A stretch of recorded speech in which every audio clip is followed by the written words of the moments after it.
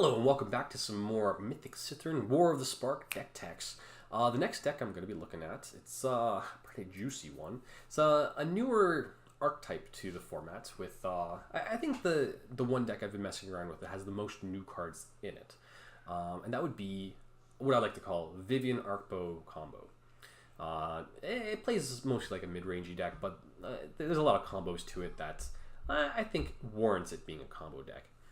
So the colors that we're looking at are Gruul. So we're starting with the lands. We are messing around with a total of 12 mountains, 4 Gruul Guild Gates, 4 Stomping Grounds, and 4 Rootbound Craigs.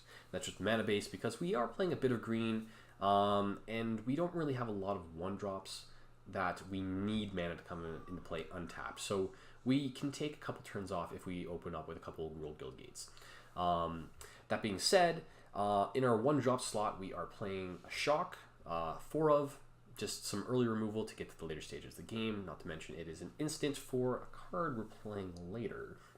And then we are also playing a play set of Lightning Strikes and Tormenting Voice. And those ones in particular, just to give us some plays early on and dig into our land drops. Lightning Strike, again, it's versatile removal and can also go face, planeswalkers. It's just the all-encompassing burn spell that hits things with 3 toughness. Tormenting Voice is... there's a couple reasons why we're playing this. It lets us throw away some of our legendaries if we have multiples of them, because we are playing quite a few legendaries in our deck. It allows us to take for our land drops, and is a sorcery for a card we're playing later on. And then the last 2-drop card that we have is Viviens Arkbow. Viviens Arkbow is a new card here. It's a 2-mana artifact, 1 green, 1 colorless. Tap, pay X, discard a card, search the top X cards of your deck, and you may put a creature card with converted mana cost X or less in the play. Yeah, you can do it at instant speed. You can discard, excess lands, you can discard excess legendary creatures. Basically, any dead card you have, you can just throw it away to get something new, fresh, at the end of your opponent's turn, getting around counter spells, and then, you get some filter through the top of your deck, and you get to put it right into play. This card is amazing, and we'll show you some of the cards we're looking to get into here. So, into the 3-drop slot, we have Krenko Tin Street Kingpin.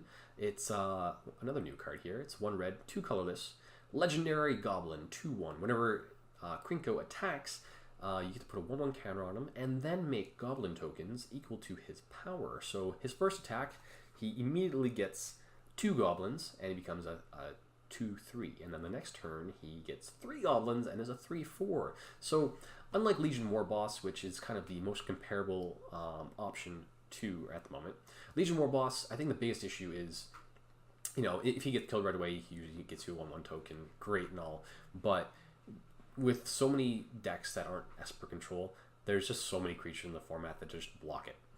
Like, unless you get it on turn 2 through a Llanowar Elf or something crazy, it just gets blocked, and then you're like, oh, well, I'll throw my 1/1 goblin in there every turn, you gotta block it, right? Or I'm gonna make 2 goblins. Whereas Krenko, if he's not answered immediately, he gets progressively bigger and bigger. And all of a sudden the requirement, the threshold to block him gets more and more each turn after turn after turn if you do not block him. And then you have all these extra goblins coming at you. So I think in that type of sense, he's just a really good versatile threat on his own, which is kind of what this deck is looking for in the 3-drop slot. So we are actually playing, I think we're playing 4. Let me double check that. No, we're playing 2 of him at the moment. For the other 3-drop card, we're playing 3 Kiora, Behemoth Beckoner. So with Krenko, he's kind of a Namba with him. We don't get the draw card off of it, but it's more so to ramp into our 5-drops. We are playing 6 5-drops, and also we can untap our Viviens Arkbow if we wanted to. Not that that'll ever come up very often, but we can also untap our creatures after we attack with them.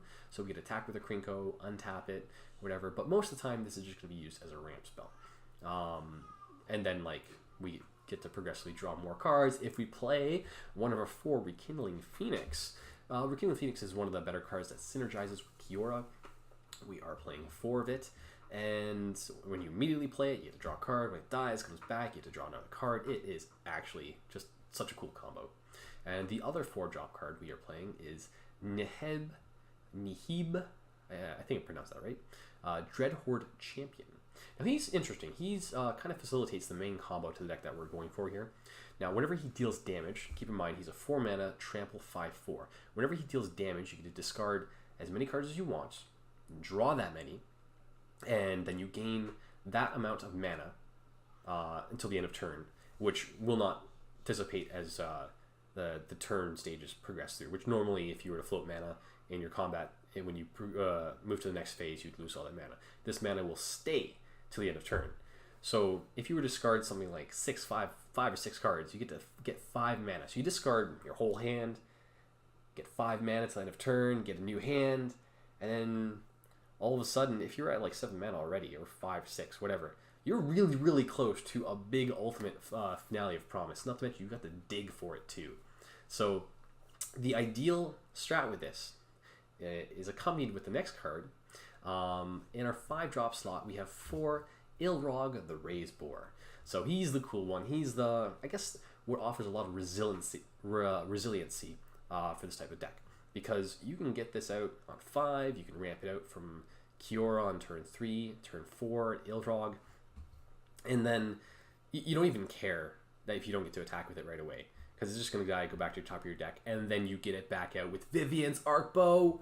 Yeah, turn after turn, they kill it, it comes back. Eventually, you're going to get an attack off with this, and then you can cheat in that Neheb that's going to have a big target on its head, and you get to draw a bunch of cards, throw away a bunch of cards, and then possibly Finale of Promise. Yeah, Finale of Promise is what we're looking to get into there, where we possibly get up to 12 mana, Lightning Strike for 9 additional damage, and then Tormenting Voice, you discard 1, draw 6, which is pretty cool.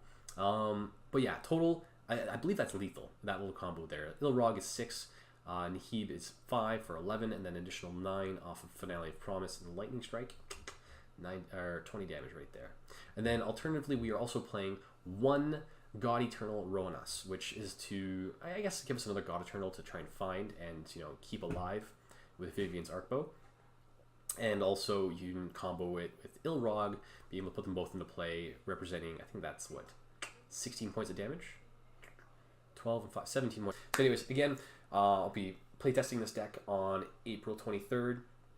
4 p.m. Eastern for the rest of the night, along with some of my other decks, which you can take a look at the videos I'm going to be posting for probably today.